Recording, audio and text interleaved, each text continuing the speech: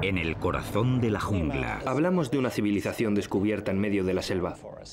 se encuentran los misteriosos restos de una civilización que vivió en el continente durante más de 1000 años.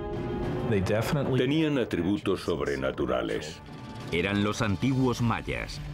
Sus líderes levantaron grandes ciudades con altísimas pirámides, lujosos palacios y verdes plazas. Eran los amos de su entorno. Tuvieron el ingenio suficiente para aprovechar la energía, crearon obras de arte y de ingeniería de una sofisticación sorprendente y consiguieron mantener esa civilización durante 1500 años. Pero tras generaciones de prosperidad e innovación, esta antigua civilización cayó y sus ciudades llenas de vida se convirtieron en pueblos fantasma dominados por la madre naturaleza. Siglos más tarde, las respuestas a los misterios que rodean a este pueblo grandioso y sus reyes divinizados nos cuentan una historia de conquista, ingenio y desastres.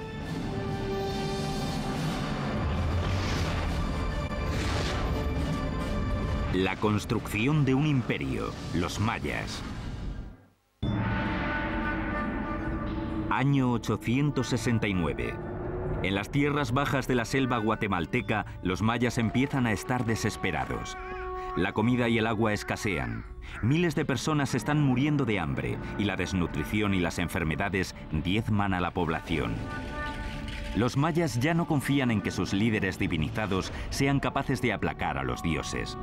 La inestabilidad política se extiende por los reinos y una a una, las grandes ciudades-estado son abandonadas. La gran civilización maya se desmorona.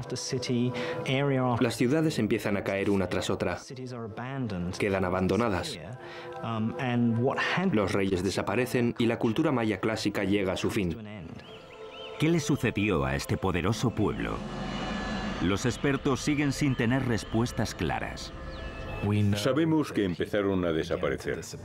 La pregunta es, ¿cómo sucedió?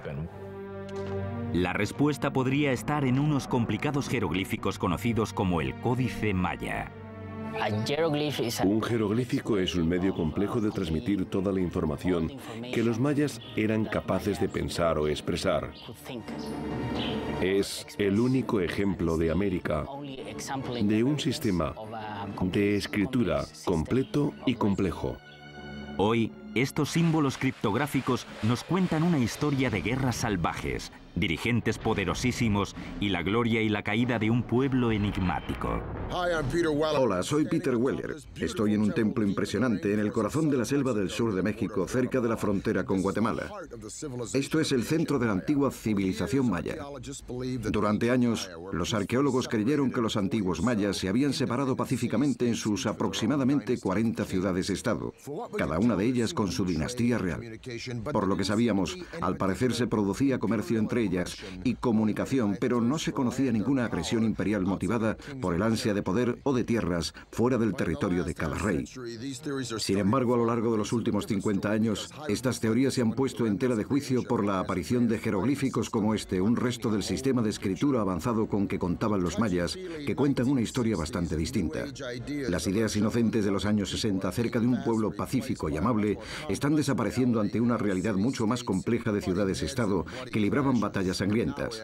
Y ahora tenemos pruebas de que las batallas y los sacrificios humanos eran parte esencial de la vida de los antiguos mayas.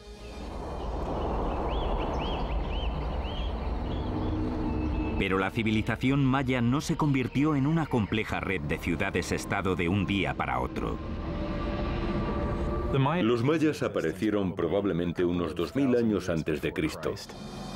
En el año 500 a.C., la población aumentaba y las pequeñas comunidades se estaban convirtiendo en los primeros asentamientos mayas importantes en América Central. En el año 250 a.C. ya existían reinos organizados que dominaban la región, liderados por hombres poderosos. Tenían dirigentes poderosos. Competían entre sí y a veces esto llevaba a la guerra. Para los mayas eran guerras lideradas por sus reyes en nombre de los dioses. Los reyes de los mayas eran gente como nosotros, pero para ellos tenían atributos sobrenaturales. En ocasiones la devoción tenía consecuencias brutales y mortales. La gente tenía una deuda de sangre con los dioses, y no es que no tuviesen en gran estima la vida o la sangre humanas, todo lo contrario. La sangre y la vida humanas eran lo más valioso y lo más sagrado que se podía ofrecer a los dioses para pagar la deuda de sangre adquirida por la creación. El derramamiento de sangre y los sacrificios humanos dominaban la estrategia de los reyes. Elegían a sus aliados y atacaban a sus vecinos siempre pensando en aplacar a sus dioses y seguir siendo autónomos. A diferencia del caso de Roma, los mayas no eran un imperio, eran una serie de reinos rivales. En el siglo III después de Cristo, la civilización maya florecía. Ninguna de las ciudades consiguió dominar a las demás, pero sí había un centro de poder que destacaba. Se llamaba Tikal.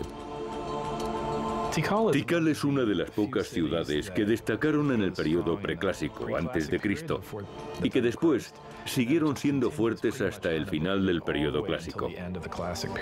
Es una ciudad que nunca decayó. Pero en el siglo VI, un nuevo poder, la ciudad de Calakmul, amenazó la prosperidad de Tikal. Los mayas tenían dos grandes capitales dinásticas, Calakmul y Tikal. Estas dos ciudades estaban enfrentadas. Al parecer, fue Calakmul la que empezó a establecer alianzas alrededor de Tikal, básicamente cercando a su enemigo. Fue un líder visionario y ambicioso quien creó un centro de poder militar capaz de derrotar a Calakmul. Se llamaba Yikin Khan Kawil.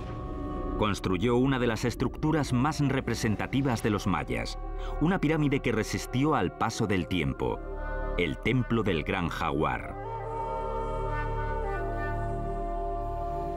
Los monumentos más valiosos eran los que requerían mucho esfuerzo.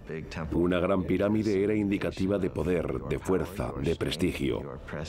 Era una forma de atraer a la gente a la ciudad porque demostraba que eras un líder poderoso. La construcción en un entorno semitropical con materiales rudimentarios suponía todo un reto, sobre todo cuando se pretendía construir en vertical con tecnologías de la Edad de Piedra.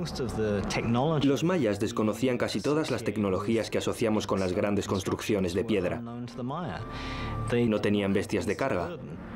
No tenían herramientas de metal. Lo que sí tenían los mayas era un suministro casi ilimitado de piedra caliza maleable y mucha mano de obra. Tu trabajo era una de las cosas que tenías que ofrecer al rey cada año. Se extraían bloques de piedra caliza y se transportaban, se empujaban y se movían a base de fuerza bruta hasta el lugar de la construcción. Utilizaban una cosa que llamamos mecapal. Es una correa que se ponían en la frente y con eso transportaban a veces cientos de kilos de escombros. Un nivel tras otro, la pirámide se iba levantando. Se levantaban andamios de madera desde los que se trabajaba a medida que la estructura crecía. Los artesanos daban forma a la caliza con herramientas de piedra y mazos de madera. Aunque el interior estaba lleno de escombros, el exterior se pulía cuidadosamente.